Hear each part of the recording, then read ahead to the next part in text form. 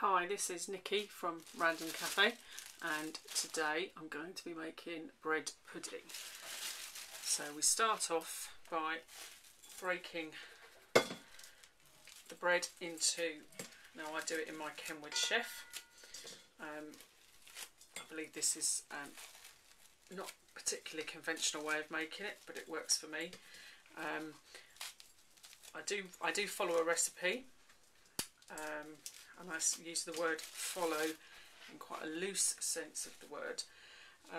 When I first started making this, started making it with bread from the cafe, obviously, because we get a lot of bread, and I had to come up with some way of using it all. So I found this recipe online.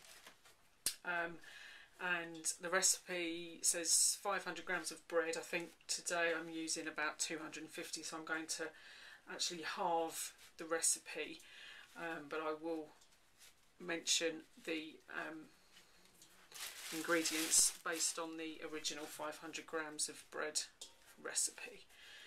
So I just very roughly break the bread into the mixing bowl. I'm using 3 wholemeal rolls from the cafe this week, and one that I bought yesterday from Flourish Bakery that we're not going to eat.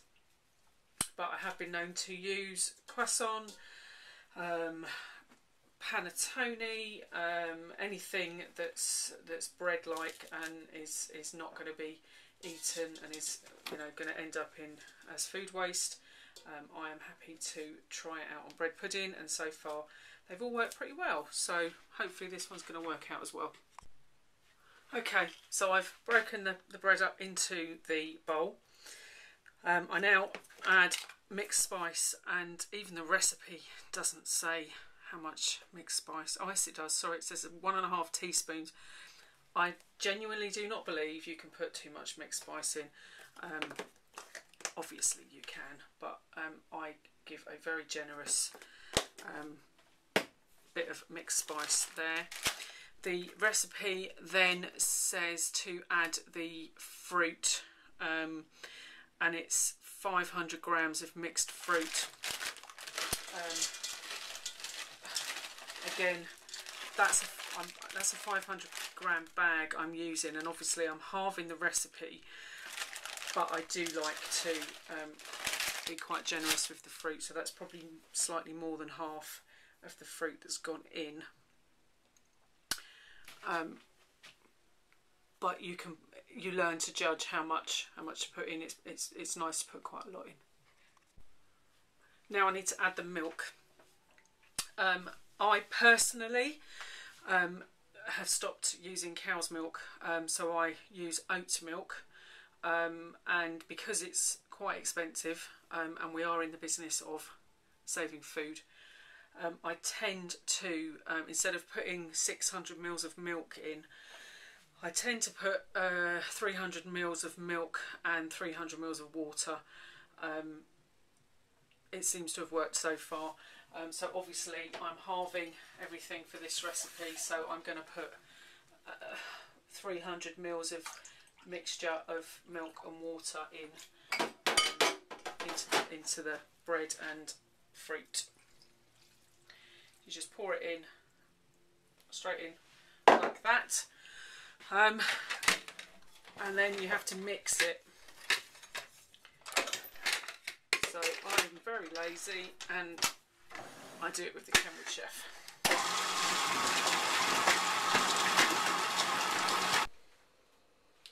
So after you've mixed the bread, the initial mixing, you're going to end up with very rough, soggy breadcrumbs. That's fine, because you're going to leave it to soak in a little while.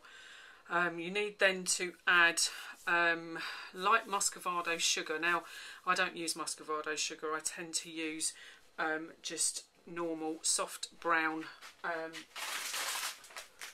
light brown soft sugar. Don't know why, it's just the one I buy. So Again, it asks, the recipe says 140 grams of light muscovado sugar. I'm halving this recipe, so I'm going to put about 70 grams of sugar in, so that just gets chucked in there. And also eggs, 2 large eggs beaten.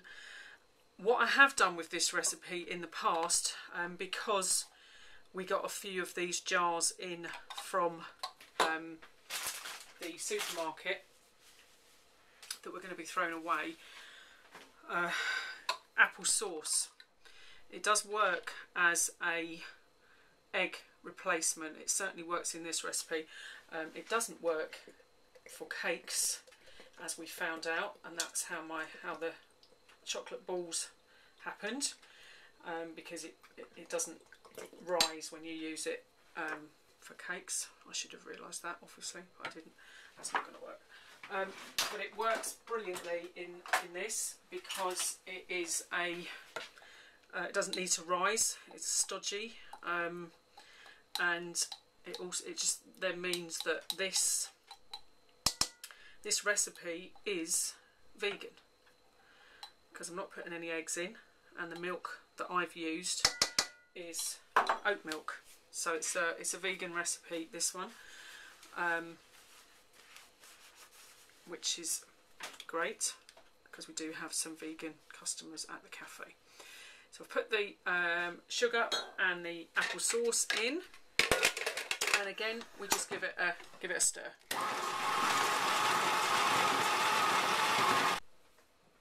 Having stirred in the sugar and the apple sauce, you'll get quite a wet mixture, which is what you want. And this is the point at which you really just need to leave it to do its thing, and to soak in all the moisture, because you will, I can see some quite large chunks of unbroken up bread in there. So leave it to soak and then mix it. I tend to leave it for at least an hour, every so often just coming in and switching the mixer on again and just mixing it all up, and that will break up bigger bits of bread. But yeah, at this point it's just leave it to soak for at least an hour, longer if you can. So the mixture has soaked for about an hour now, so most of the lumps will be gone, but even if there's a few lumps in there, it's not a major problem. You then need to add some melted butter. Full recipe says 100 grams of butter melted.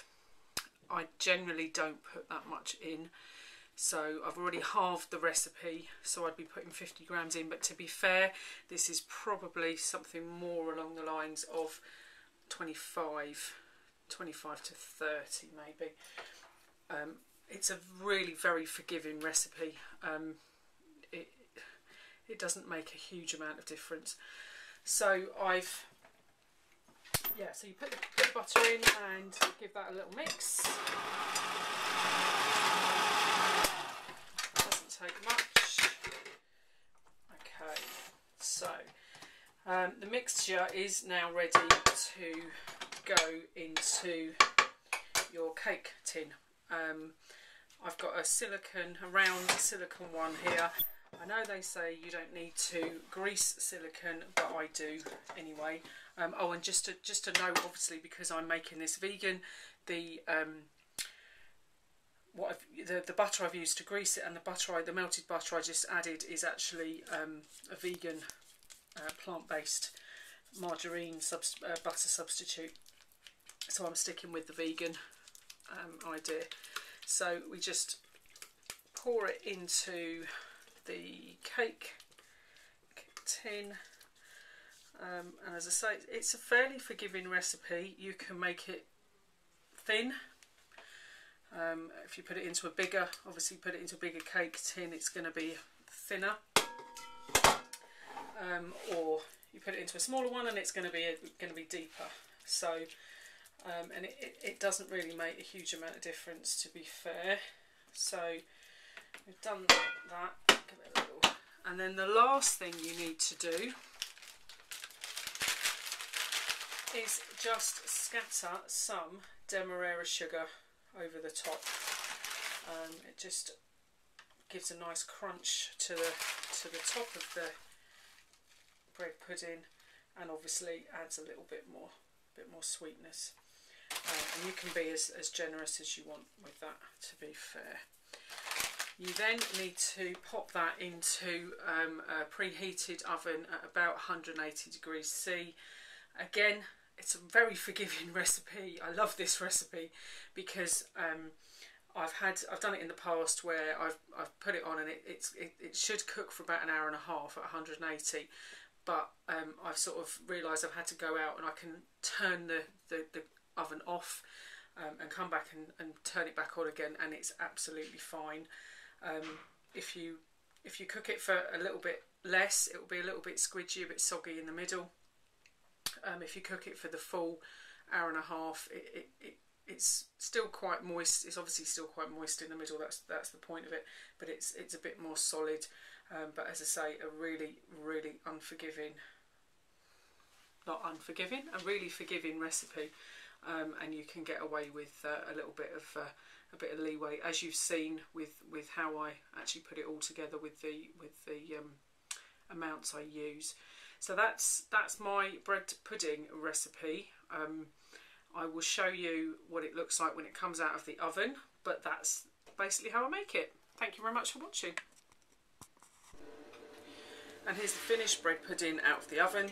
I've already started to cut it. I generally cut it with a serrated bread knife because it's pretty stodgy, to be fair, and it's supposed to be. So a bread knife gets through it much easier than a non-serrated one. But it's nice and crunchy on the top. It's nice and squidgy in the middle, exactly as it should be. And that will go down very well at the cafe on Saturday. Thanks very much for watching.